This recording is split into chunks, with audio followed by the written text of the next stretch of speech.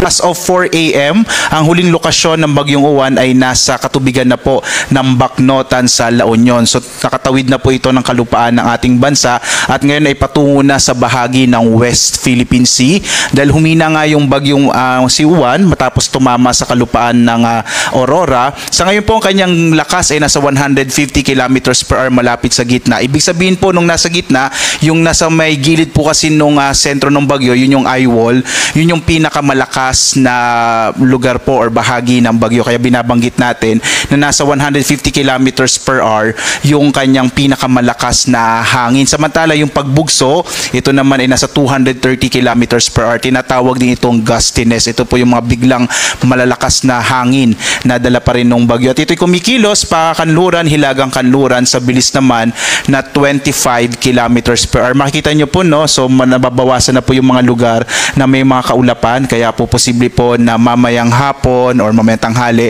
ay mas mababawasan na yung mga pagbugso ng hangin, malalakas na mga ulan na dala nga ng Bagyong Uwan, lalo't palabas na po ito ng Philippine Area of Responsibility.